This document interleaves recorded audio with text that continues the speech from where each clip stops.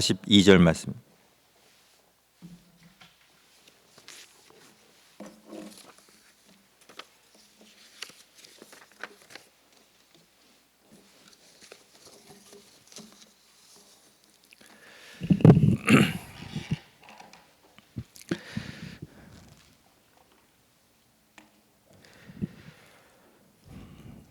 마태복음 5장 38절로 42절 말씀, 눈은 눈으로라는 말씀입니다. 자, 우리 한 절씩 교독합니다. 또 눈은 눈으로, 이는 이로 갚으라 하였다는 것을 너희가 들었으나 너희에게 이르노니 악한 자를 대적하지 말라. 누구든지 내 오른편 뺨을 치거든 왼편도 돌려대며 또 너를 고발하여 속옷을 가지고자 하는 자에게 겉옷까지도 가지게 하며 또 누구든지 너로 억지로 오기를 가게 하거든 그 사람과 심리를 동행하고. 같이 읽습니다. 내게 구하는 자에게 주며 내게 꾸고자 하는 자에게 거절하지 말라.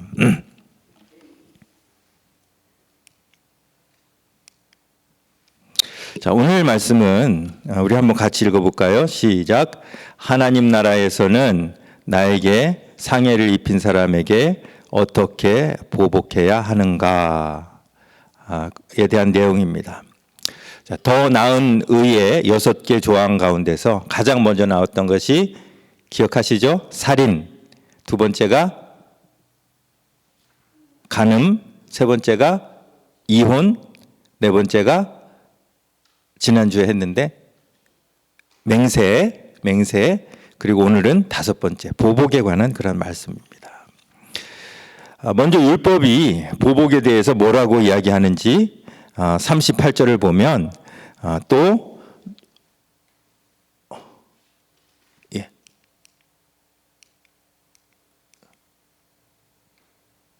38절을 보면 또 눈은 눈으로 이는 이로 갚으라 하였다는 것을 너희가 들었으나, 그러니까 율법은 눈은 눈으로 갚아라, 이는 이로 갚아라, 이렇게 이야기를 하는 것이죠.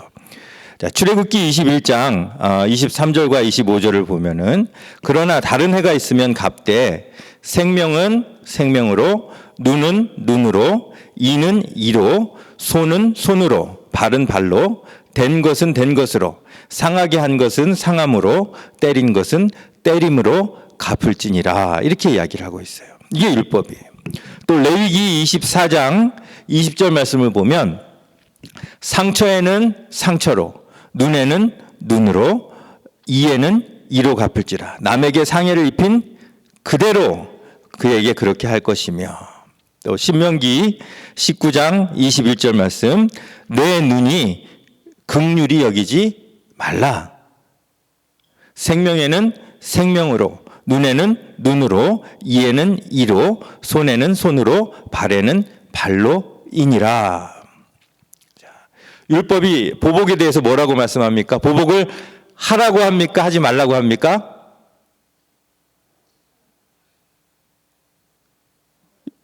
보복을 하라라고 정해주죠. 그런데 보복을 하되 보복의 상한선은 지켜달라는 겁니다. 원래 한 대를 맞으면 우리는 몇 대를 돌려주고 싶은 것이 인간의 마음입니다. 하지만 율법은 한 대를 맞은 사람은 한 대만 때릴 수 있다, 상한선을 제시해 주기 때문에 상해를 입힌 자에게도 상해를 당한 자에게도 매우 공정해 보이는 법이 바로 율법입니다. 여러분들도 이런 표지판을 많이 보셨을 거예요. 위반 시 벌금 얼마, 구류 얼마까지의 상한선이에요. 아무리 검사가 나를 이렇게 더 벌을 주려고 노력을 해도 그 상한선은 넘을 수 없다는 것이 문구예요. 그런데 눈은 눈으로, 이는 이로, 이 말씀도 바로 이런 상한선을 그어주는 것이죠.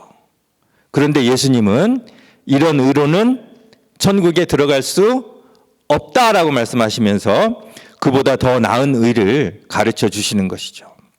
그러면 예수님이 가르쳐 주시는 이 더 나은 의는 무엇일까? 자, 이제까지 우리가 더 나은 의 4개 조항을 살펴봤어요.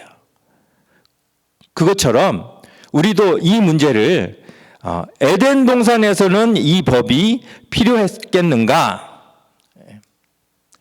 에덴 동산에서는 이 법이 필요했겠는가라는 질문을 통해서 정답을 유추해 볼 수 있는 것이죠. 자, 눈은 눈으로, 이는 이로라는 이 보복의 법이 에덴 동산에서 필요했을까요? 필요치 않았을까요? 필요 없었겠죠. 한쪽에서 파괴한 만큼 다른 한쪽에서도 파괴하는 법이라면 회복과 화평을 원하시는 하나님의 뜻과는 거리가 멀기 때문이에요. 자, 보복으로는 회복이 됩니까? 회복이 되지 않습니다. 관계가 더 멀어질 뿐입니다. 그렇기 때문에 예수님은 보복이 아닌 다른 차원의 더 나은 의를 우리에게 말씀합니다. 자, 예수님이 하시는 말씀 한번 같이 보겠습니다. 또 눈은 눈으로, 이는 이로 갚으라 하였다는 것을 너희가 들었으나 나는 너희에게 이르노니. 악한 자를 대적하지 말라. 한마디로 악한 자를 대적하거나 보복할 생각을 하지 말라는 것입니다. 에덴 동산에서는 악한 자가 없었기 때문에 대적이나 보복할 일이 없습니다. 대적이나 보복은 하늘의 것이 아니라 땅의 것이라는 것입니다.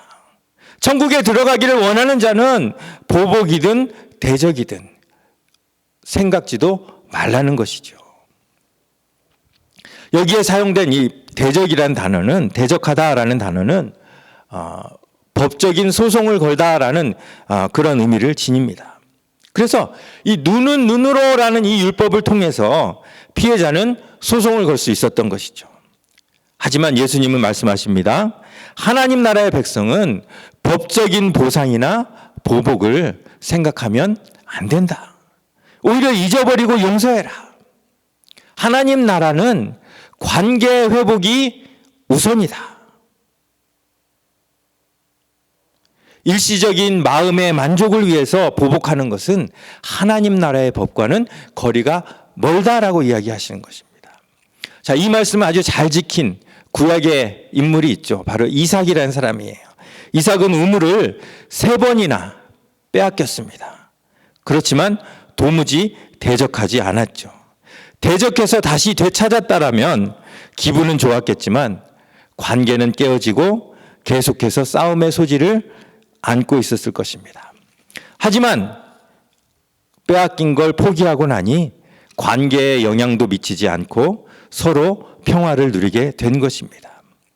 자, 그래서 이삭이 이렇게 빼앗지 않아서, 되찾지 않아서 평생 우물 없이 살았습니까? 그건 아니죠. 빼앗기면 하나님이 또 주시고, 빼앗기면 또 주시고, 평생 우물을 가지고 살았습니다. 믿는 사람은 이래야 한다는 것입니다.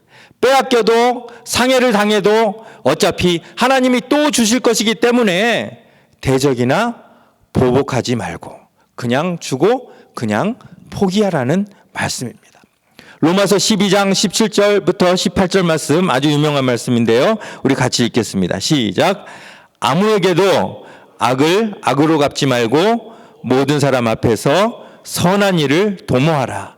할 수 있거든 너희로서는 모든 사람과 더불어 화목하라.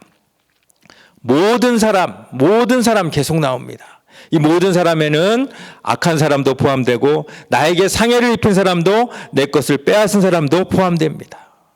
보복은 악을 악으로 갚는 일입니다. 그래서 여기서 악을 악으로 갚지 말고는 무슨 뜻이에요? 보복하지 말고라는 뜻이에요. 악한 일도 선하게 갚을 줄 아는 사람이 하나님 나라의 백성이라는 말씀입니다. 자, 그러면서 39절부터 이 악을 대적하지 않는 구체적인 방법 4가지를 예를 들고 계십니다. 자, 첫 번째 39절 말씀이죠. 자, 우리 한번 같이 읽어보겠습니다. 시작. 누구든지 내 오른편을 치거든 왼편도 돌려대며. 다시 한번요. 시작.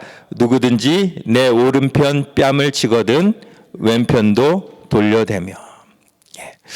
우리 이렇게 그 사회적 거리 때문에 따로 앉으셨는데, 자, 우리 만약에 옆에 사람하고 자, 왼손을 이렇게 잡았다고 생각하시고요. 왼손을 잡았다고 생각하시고, 자, 오른손으로 그 옆 사람의 오른편 뺨을 때린다고 한번 생각해 보세요. 자, 그러면 오른편 뺨이 오른손으로 오른편 뺨을 때리려면 어떻게 때려야 되죠?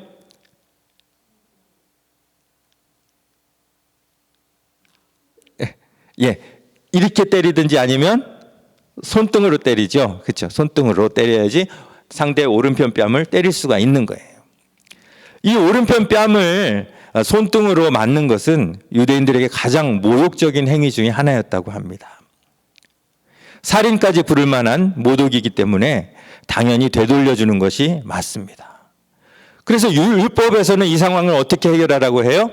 오른편 뺨을 때리면 너도 오른편 뺨을 때려라, 이렇게 가르쳐 주는 것이 율법이에요.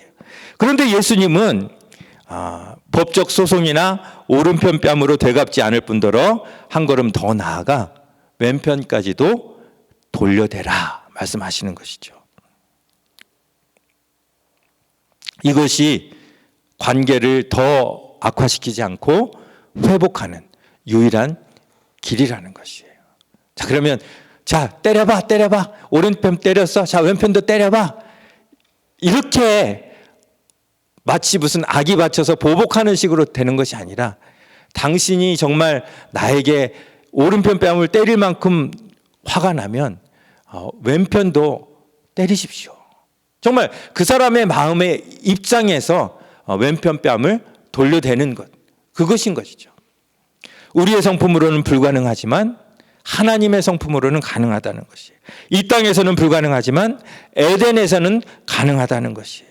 문자적으로 선을 넘었느냐 안 넘었느냐의 이야기가 아니라 내 마음이 얼마나 하나님의 성품으로 충만하게 차 있느냐를 말씀하시는 거예요. 자, 두 번째 구체조항은 40절에 나옵니다. 40절 우리 한번 같이 읽겠습니다. 시작. 또 너를 고발하여 속옷을 가지고자 하는 자에게 겉옷까지도 가지게 하며. 제가 영어로 이렇게 속옷, 겉옷을 이렇게 해놨는데요. 우리가 지금 입고 있는 속옷을 이야기하는 게 아니에요. 예. 여러분들 이스라엘 사람들을 이렇게 그림에서 보면 옷 색깔이 항상 두 가지예요. 그렇죠? 매치를 해서 두 가지로 입고 있어요. 그래서 속에 있는 이 통으로 된 옅은 색의 옷이 여기서 말하는 속옷이에요. 영어로 튜닉이라고 하죠. 그리고 그 위에 또 다른 색깔과 망토 같은 걸 이렇게 걸치는데 그것을 겉옷이라고 해요. 이 사람들은 겉옷을 입고 다니기도 했고 또 잘 때는 덮고 자기도 했어요. 출애굽기 22장 26절 27절을 보면 내가 만일 이웃의 옷을 전당 잡거든 해가 지기 전에 그에게 돌려보내라. 그것이 유일한 옷이라. 그것이 그의 알몸을 가릴 옷인즉 그가 무엇을 입고 자겠느냐. 그가 내게 부르짖으면 내가 들으리니 나는 자비로운 자임이니라. 여기 나오는 겉옷이에요. 겉옷을 왜 담보로 잡았겠습니까? 옷 외에는 아무것도 없으니 옷이라도 전당 잡은 것입니다. 겉옷을 전당 잡힌 자에게는 더 이상 줄 것이 없습니다. 그런데 아무것도 없는 그 사람에게 속옷도 달라고 고발하는 그런 인정머리 없는 사람이 있다는 것입니다. 이런 사람은 좀 대적을 해도 되지 않습니까? 속옷은 인간의 기본권입니다.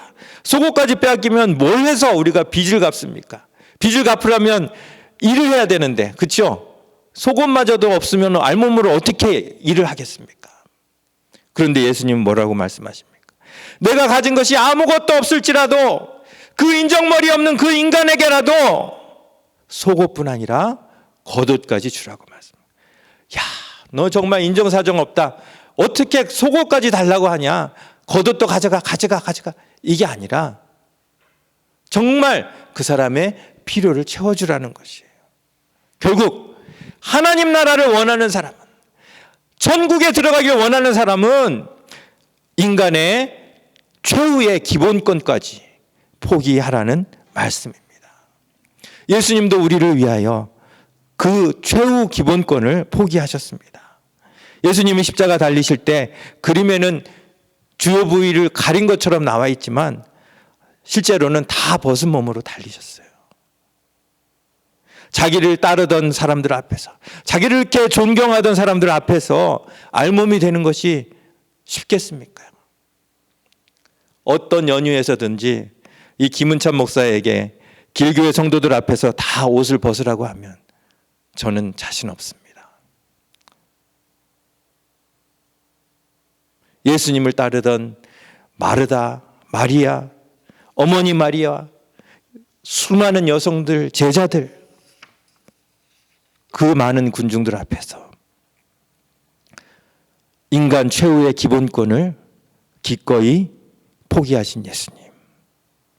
어쩌면 십자가의 고통보다 그 수치가 더 크게 느껴지실 수도 있습니다. 당장 하늘의 천군 천사를 명하여 그 수치를 가리게 할 수도 있으셨지만 예수님은 그 기본권을 원수되었던 우리를 위하여 기꺼이 버리신 것입니다. 그리고 예수님의 그 버리심 때문에 우리는 에덴 동산으로 인도함을 받게 된 것입니다. 예수님이 악한 자를 대적하셨다면, 최후의 기본권을 지키려고 하셨다면 우리는 여전히 원수의 세력 아래 있어야 하지만 예수님이 먼저 악한 자를 대적하지 않으셨기 때문에 하나님의 뜻이 우리 가운데 임할 수 있게 되었던 것입니다. 그러므로 하나님의 일을 하기를 원하신다면, 하나님께 사용되기를 원하신다면 악한 자를 대적할 생각조차 하지 말라. 이것이 바로 예수님의 말씀이에요. 최후 기본권도 포기할 수 있어야 한다. 요즘 적지 않은 교회가 소송에 휘말리는 것을 봅니다. 그러나 여러분, 소송으로 이루는 일은 하나님의 일이 될 수 없습니다. 하나님의 일을 하고 하나님의 나라를 누리기 원한다면 이삭처럼, 예수님처럼 악한 자를 대적하지 않아야 할 뿐 아니라 최후 기본권까지도 포기할 수 있어야 합니다. 자, 세 번째 조항입니다. 41절이죠. 자, 우리 한번 같이 읽겠습니다. 시작. 또 누구든지 너로 억지로 오리를 가게 하거든 그 사람과 심리를 동행하고. 억지로 오리를 간다. 이게 무슨 말이에요? 정중하게 부탁을 해도 갈까 말까 한데 억지로 가게 한다면 누가 가겠습니까? 그런데 당시 로마 군인들은 막강한 파워를 가지고 있었습니다. 그래서 어떤 사람에게든 무거운 짐을 들고 1000걸음을 같이 가게 할 권리가 있었다고 합니다. 그래서 예수님이 십자가를 지실 때 누가 대신 졌어요? 구레네 사람 시몬이 예수님의 십자가를 대신 지고 간 거예요. 로마 병정이 명령하니까 같이 간 거예요. 얼마나 억울합니까? 내 할 일도 있고 내 갈 길도 바쁜데 억지로 나에게 부당한 일을 시킨다면 정말 화가 나고 짜증도 날 것입니다. 하지만 무력 앞에서, 권력 앞에서 싫은 내색 없이 해야 하는 것이 당시 법이었습니다. 그걸 아시기에 예수님도 말씀하십니다. 그런 상황에서 억지로 가는 것이 아니라 기꺼이 심리까지도 가져라. 그들이 가진 힘 때문에 어쩔 수 없이 가는 것이 아니라 사랑하는 마음으로 기꺼이 가지고 그들이 요구하는 것보다 더 가주라. 이것이 바로 에덴의 법칙이라는 것이에요. 자, 율법은 오리를 이야기하는데, 로마의 법은 오리를 이야기하는데, 심리를 예수님이 비교하신 것은 마음의 자세를 이야기하는 것이에요. 그만큼 기꺼이 해주라는 것이에요. 그 사람이 원하는 만큼만 아니라 2배로 해주라는 것이에요. 그러니 율법은 얼마까지, 상한선까지, 거기에서 출발하는 것이 율법인데 예수님은 뭐예요? 그거 상한선을 지워버려라. 네가 해줄 수 있는 만큼 해줘라. 얼마나 비교되는 말씀입니까? 로마 군인들처럼 파워 있는 사람들뿐 아니라 힘없고 연약한 사람에게도 그 필요를 기꺼이 채워줄 수 있는 사람이 바로 천국 시민이라는 것입니다. 마태복음 11장 28절부터 30절 말씀 우리 같이 읽겠습니다. 시작. 수고하고 무거운 짐진 자들아 다 내게로 오라. 내가 너희를 쉬게 하리라. 나는 마음이 온유하고 겸손하니 나의 멍에를 메고 내게 배우라. 그리하면 너희 마음이 쉼을 얻으리니 이는 내 멍에는 쉽고 내 짐은 가벼움이니라 하시냐. 자, 예수님이 어떤 마음으로 우리를 쉬게 하실까요?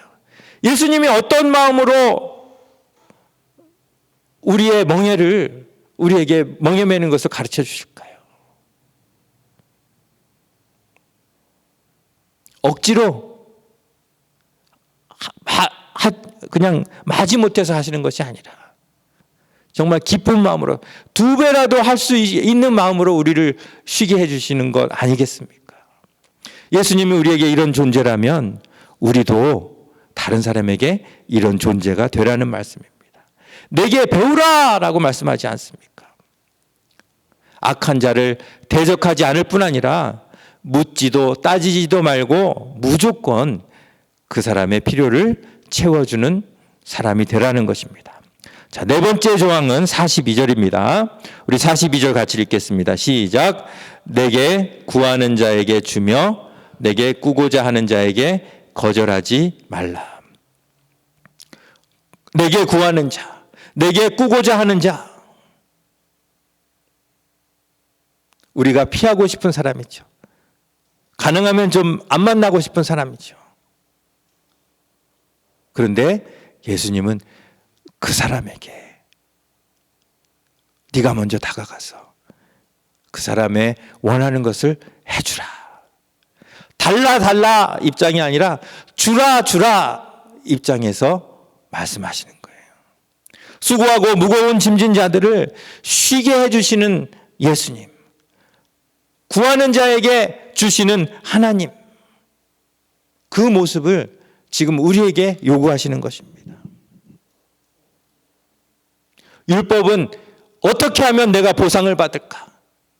받는 것에서 출발하지만 더 나은 의는 어떻게 하면 내가 줄까? 주는 것에서 출발을 하니까 상한선이 없어지는 것입니다. 누가복음 16장에 이 불의한 청지기 비유가 나옵니다. 이 비유는 해석이 어렵기로 소문난 그런 이야기입니다. 주인이 해고하겠다고 선고를 듣고 청지기가 한 일은 주인에게 빚진 자들에게 찾아가서 자신의 마지막 권한을 사용해서 그들의 빚을 탕감해 주는 것입니다. 주인의 허락도 없이 주인이 받아야 될 빚을 탕감해 준 것입니다. 만약에 제게 이런 청지기가 있다면 저는 엄청 분노했을 것입니다. 그런데 주인은 이 청지기가 지혜롭게 행했다고 칭찬합니다. 여러분 이걸 어떻게 이해해야 할까요? 만일 주인이 달라 받으라 하는 주인이었다면 이 청지기의 행동에 대하여 분노하는 것이 맞습니다. 그런데 만약에 주인이 주라 하는 입장의 주인이었다면 이야기가 달라진다는 것이죠. 우리 하나님 아버지는 우리가 진 빚을 돌려받기를 원하시는 분이 아니라 하루라도 그 빚을 먼저 빨리 청산해 주기를 원하시는 분이시라는 거예요. 그러므로 빚을 청산해 주는 것이 주인의 뜻이라면 이 청지기는 주인의 뜻을 행한 것이기 때문에 칭찬받아 마땅한 것이라는 것이죠.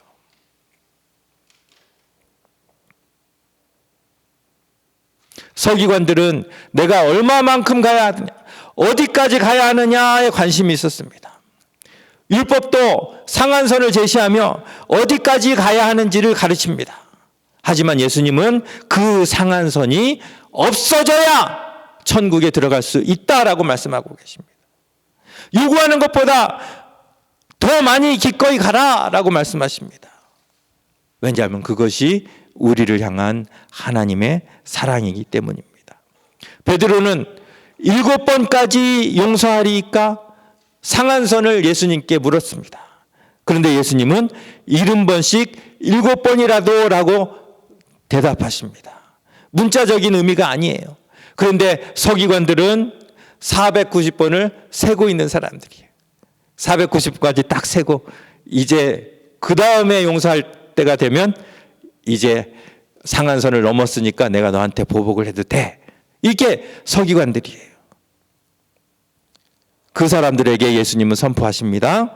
바리새인과 서기관의 의로는 천국에 들어갈 수 있다 없다? 없다라고 선포하시는 거예요.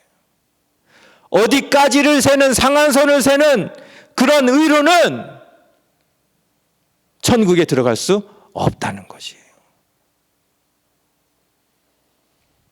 크레딧 카드를 사용하다 보면 종종 당황스러운 일이 생깁니다. 카드를 탁 집어넣는데 한도 초과 이렇게 나오는 것이죠. 한도가 있는 카드를 갖고 다니는 사람들이 부자겠습니까? 부자가 아니겠습니까? 부자가 아니겠죠. 부자들은 한도가 없는 카드를 갖고 다닙니다. 아무리 써도 되는 그런 카드를 갖고 다닙니다. 하나님의 백성은, 하나님 나라의 백성은 한도가 있어서는 안 됩니다. 490번이 한도라면서 그 한도를 세는 바리새인이 아니라 한도가 없는 용서와 사랑을 가진 사람이 진정한 하나님의 백성이라는 것입니다. 하나님이 우리를 그의 자녀 삼아 주셨어요. 그렇죠? 하나님의 아들이라는 칭호를 붙여주셨어요.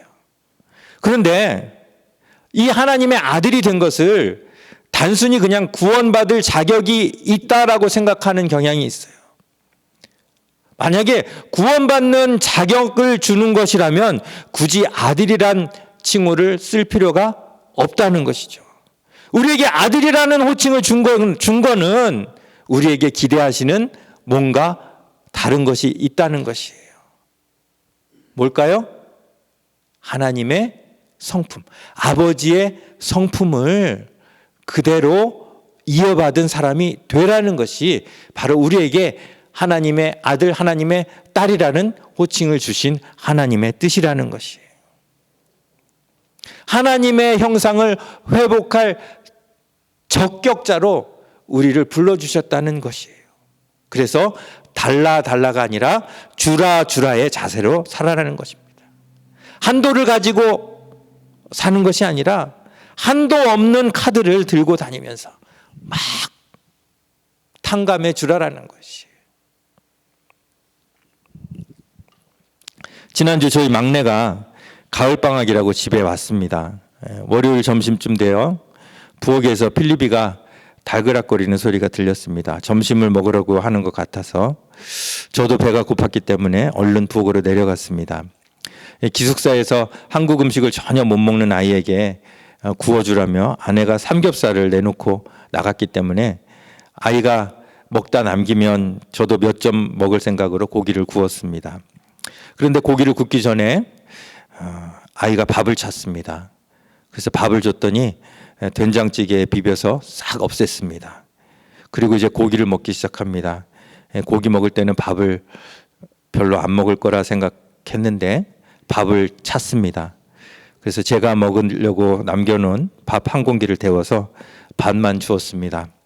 그런데 삼겹살과 함께 그 밥을 다 먹고 남겨놓은 밥 반 공기까지 다 먹었습니다. 된장찌개, 밥, 고기, 상추 제 몫은 하나도 남지 않았습니다. 그래도 양심은 있는지 먹으면서 아빠는 뭘 먹냐고 묻습니다. 나는 샐러드 먹으면 되니까 걱정 말고 실컷 먹어라 라고 얘기를 했는데 정말 실컷 먹습니다.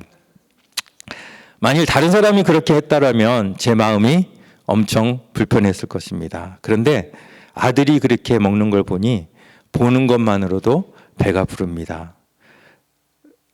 제가 먹을 음식이 눈앞에서 다 사라지는데도 기분이 좋았습니다. 결국 저는 샐러드 요만큼으로 점심을 때웠지만 기분은 그렇게 좋을 수가 없었습니다. 이게 아버지의 마음 아닐까요? 여기에 무슨 보복이 있고 여기에 무슨 대적이 있습니까?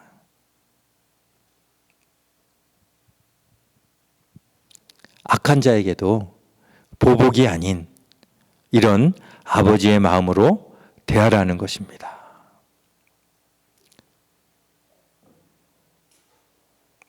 아버지가 달라의 마음으로 살면 가정이 제대로 설 수 없습니다. 아버지는 주라로 살아야 합니다. 하나님의 나라가 뭡니까? 하나님이 우리를 향한 그 마음을 본받아서 우리도 그 마음으로 사는 나라가 바로 하나님의 나라입니다. 하나님의 나라를 세우기 원한다면서 달라라고 사는 것은 있을 수가 없습니다. 누구에게든지 언제나 달라가 아닌 주라로 살아야 우리 안에 하나님의 나라를 이룰 수 있는 것입니다. 사랑하는 사람뿐 아니라 악한 자에게도 보복을 생각지 말고 언제나 주라로 사는 사람, 그 사람이 더 나은 의를 가진 사람이요 천국에 들어가는 사람이라고 예수님이 우리에게 말씀해 주고 있습니다. 우리 한번 다 같이 해볼까요? 주라. 예, 별로 안 주고 싶은 것 같아요. 다시 한번 주라. 예. 자, 그렇게 하니까 꼭 남에게 이야기하는 것 같죠? 자, 이번에는 주겠습니다. 시작. 예. 사실 이 말씀 앞에 서고 보니까 참 부끄럽습니다. 이렇게 살아야 하는데 솔직히 사촌이 땅 사면 배 아픈 마음으로 살던 우리가 아닙니까? 악한 자에게는 보복을 하고 내 거를 계속 챙기는 달라로 살았던 내 모습이 아닙니까? 얼마 남지 않은 이 땅의 시간입니다. 달라 하는 것은 이 땅의 법칙입니다. 이 법칙으로는 하늘나라에 들어갈 수 없다라고 예수님은 분명하게 말씀하십니다. 하나님의 아들이란 호칭을 얻은 이상 이 땅의 법이 아닌 하나님의 법, 영원히 따라야 할 천국의 법, 바로 주라로 남은 시간을 사시는 저와 여러분들 다 되시기를 간절히 바랍니다. 잠깐 기도하겠습니다. 하나님 아버지 감사합니다. 저희들 무엇이간데 이처럼 사랑하여 주시고 저희를 통하여 하나님의 뜻을 이루고 하나님의 나라를 이루시려고 저희를 택하여 주셨는지요. 저희들 오늘 이 말씀 앞에서 또 저희가 한없이 부족함을 주님 앞에 고백할 수밖에 없습니다. 우리는 한 대 맞으면 두 대, 세 대를 때려야 직성이 풀리는 그러한 악한 본성을 가지고 있는 자들입니다. 하지만 주님께서 악한 자를 도무지 대적하지 말라라고 우리에게 말씀하셨고 달라가 아니라 주라라고 우리에게 말씀하셨습니다. 정말 우리가 하나님의 성품을 가지고 살고 있는지 하나님의 형상을 회복하는 그런 삶을 살고 있는지 이 시간 돌이켜봅니다. 이 세상의 법칙이 아닌 하나님 나라의 법칙, 에덴의 법칙을 사모하며 그 법칙이 우리의 삶 가운데서 온전히 주님 앞에 드려지는 그러한 삶이 될 수 있도록 우리 모두를 인도하여 주시옵소서. 감사드리오며 예수님 이름으로 기도합니다. 아멘.